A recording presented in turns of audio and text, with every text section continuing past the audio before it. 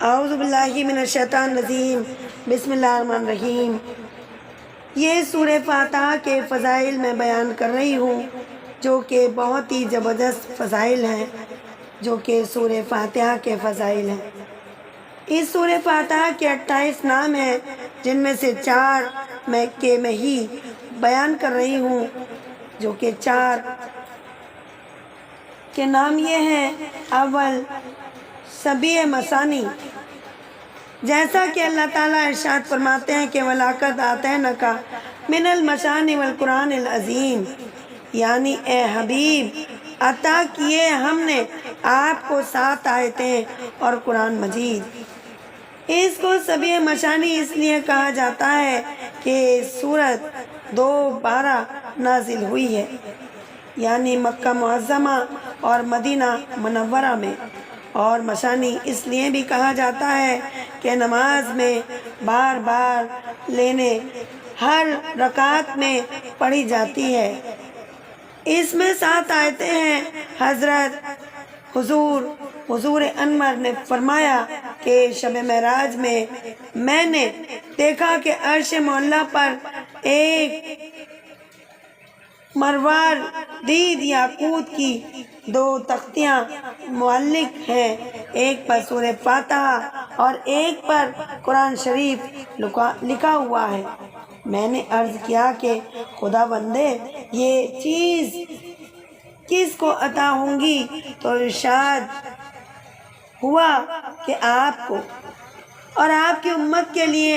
حضور صلی اللہ علیہ وسلم نے فرمایا، ایک پلے میں سورہ فاتحہ اور ایک پلے میں قرآن شریف رکھا جائے تو دونوں مساوی ہوں گے، یعنی دونوں کا ثواب برابر ملے گا۔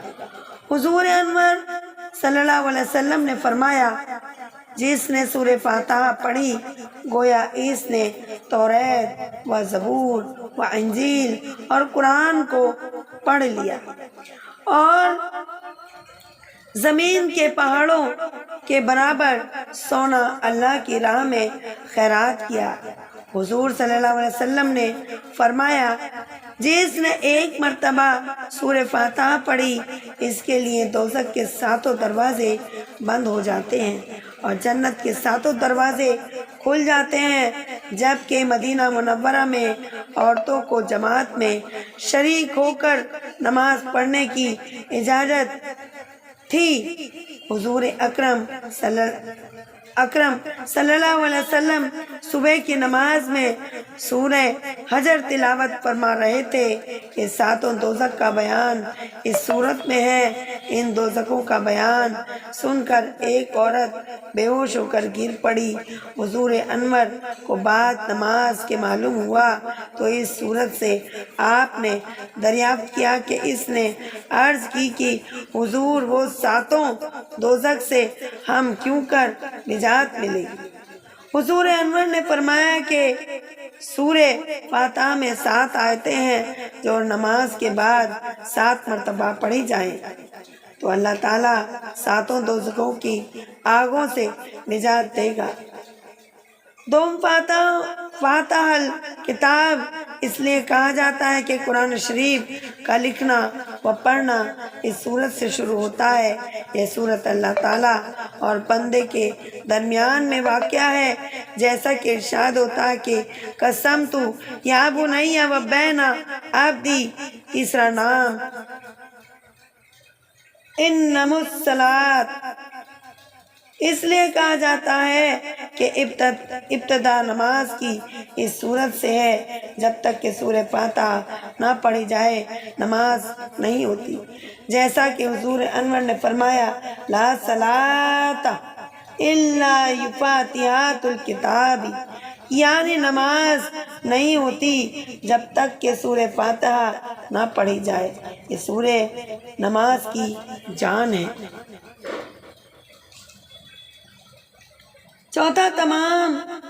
چوتھا نام جو ہے وہ شفا ہے، اس لیے یہ آیت ہر مرض جسمانی کی شفا اور ہر مرض روحانی کی دوا ہے، جیسا کہ حضور نے فرمایا کہ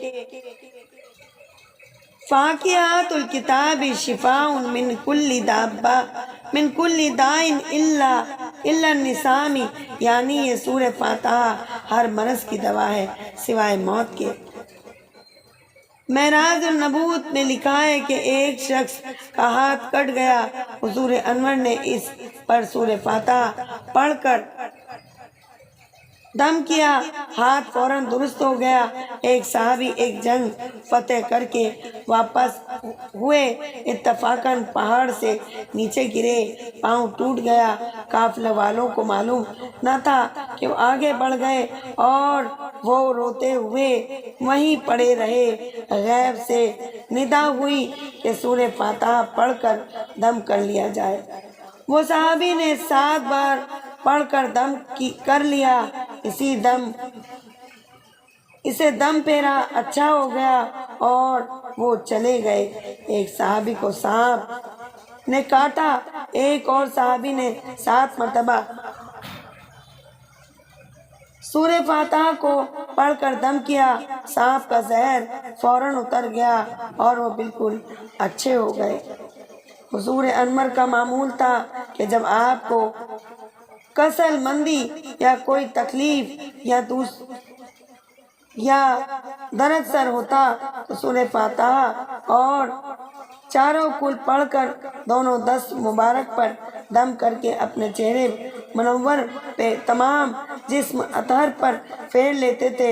ایک صحابی نے کسی مجروح شخص کے کان میں 11 مرتبہ 7 روز پڑھ کر دم کرنے اور پانی دم کر کے پلانے سے اس کا جنون جاتا رہا۔ حضرت حضور انور صلی اللہ علیہ وسلم جب کسی پر مصیبت پڑتی تو آپ سورہ فاتحہ پڑھ کر دعا فرماتے، اس کی مصیبت دور ہو جاتی۔ بعض مشائخ کبار کے اعمال تجربے میں مرقوم ہے کہ جس پر جادو یا کرتوت کا اثر ہوتا، بہت روز کا مرض ہو، دوا کارگر نہ ہو، تو فجر کی سنت و فرض کے درمیان بسم اللہ الرحمن الرحیم اور الحمد کے لام سے ملا کر 41 بار 40 روز تک بلا ناغہ پڑھ کر پانی پر دم کر کے پلانے سے اللہ تعالیٰ اس کی صحت عطا فرمائے گا۔ شرط یہ ہے کہ پہلی تاریخ سے شروع کرے اور اول آخر 11 مرتبہ درود شریف پڑھا کرے۔ اس صورت میں جملہ 140 اور 124 حروف ہیں۔ جو شخص رات دن میں اسی صورت کو 24 مرتبہ پڑھے گا، وہ شخص قیامت میں 24,000 پیغمبروں کی شفاعت کا مستحق ہوگا۔ ایک روز جبرائیل علیہ السلام حضور انور صلی اللہ علیہ وسلم کے پاس بیٹھے ہوئے تھے کہ اوپر سے کچھ دروازے کھلنے کی آواز سنائی دی۔ جبرائیل نے سر اٹھا کر آسمان کی طرف دیکھا، کہنے لگے آج آسمان کا دروازہ کھلا ہے جو آج تک نہیں کھلا تھا۔ اس کے بعد ایک فرشتہ نازل ہوا۔ جبرائیل علیہ السلام نے کہا یہ فرشتہ اب تک زمین پر نہیں آیا۔ فرشتے نے آ کر حضور انور کو سلام کیا اور عرض کیا کہ حضور آپ کو خوشی مبارک ہو، اللہ تعالیٰ نے آپ کو دو نور عطا کیے ہیں جو پہلے کسی نبی کو نہیں دیے گئے، ایک سورہ فاتحہ اور دوسری سورہ بقرہ کی آخری آیتیں یعنی امن رسول، ان میں سے کوئی بھی ایک پڑھ لی جائے تو سالم قرآن پڑھنے کا ثواب ملے گا۔ روایت کیا اس کو مسلم نے ابن عباس سے کی ہے۔ تو ماشاءاللہ ہماری سورہ فاتحہ میں زبردست اثر ہے سورہ فاتحہ کا پڑھنا اور سننا، تو انشاءاللہ اس کی برکت بے مثال ہے۔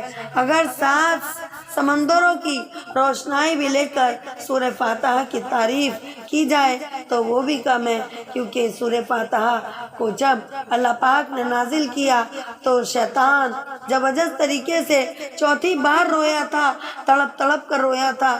تو انشاءاللہ ہماری سورہ فاتحہ میں اتنا زور اثر ہے کہ شیطان کو بھی رونا آ گیا۔ سورہ فاتحہ کا ورد انشاءاللہ ہمیشہ رکھیں۔ لا علاج بیماری میں یا کوئی اہم مشکل میں یا کوئی ایسی پریشانی ہو یا کوئی لا علاج بیماری ایسی ہو تو اس میں سورہ فاتحہ کا ورد ہمیشہ بنائے رکھیں۔